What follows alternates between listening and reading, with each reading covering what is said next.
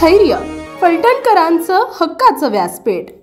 गेल्या काही दिवसांपूर्वी लोकसभा निवडणुकीची आचारसंहिता जाहीर झाली आहे। यामध्ये आपल्या राज्यात एकूण विविध टप्प्यात लोकसभा निवडणूक पार पडणार आहे। गेल्या काही दिवसांपासून संपूर्ण राज्यांमध्ये चर्चेत असलेला माढा लोकसभा मतदारसंघाचा तिढा सुटत आला असल्याचं दिसत आहे। महायुतीच्या माध्यमातून माढा लोकसभा मतदारसंघ हा भारतीय जनता पार्टीकडेच राहिलाय। माढा लोकसभा मतदारसंघ हा महायुतीमधील घटक पक्ष असलेल्या राष्ट्रवादी काँग्रेस पार्टीने मागितला होता, परंतु या ठिकाणी भारतीय जनता पार्टीचा विद्यमान खासदार असल्याने माढा लोकसभा मतदारसंघ भारतीय जनता पार्टीकडे राहिलेला आहे।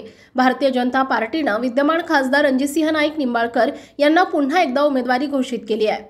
महाविकास आघाडीच्या माध्यमातून माढा लोकसभा मतदारसंघ राष्ट्रवादी काँग्रेस पार्टी शरदचंद्र पवार पक्षाकडे आलेला आहे।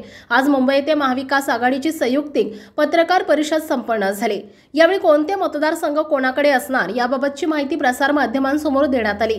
गेल्या काही दिवसांपासून चर्चेत असलेला माढा लोकसभा मतदारसंघ हा महाविकास आघाडीच्या माध्यमातून राष्ट्रवादी काँग्रेस पार्टी शरदचंद्र पवार पक्षाकडे आलेला आहे। त्यामुळे आता माढा लोकसभा मतदारसंघामध्ये भारतीय जनता पार्टी विरुद्ध राष्ट्रवादी काँग्रेस पार्टी शरदचंद्र पवार गट असा सामना होणार आहे हे स्पष्ट झालंय।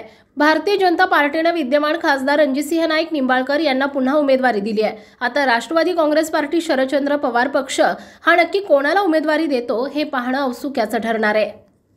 आपल्या परिसरातील ताज्या आणि महत्त्वाच्या बातम्या पाहण्यासाठी स्थैर्य न्यूज चॅनलला YouTube वर सबस्क्राइब करा आणि बेल आयकॉन प्रेस करा।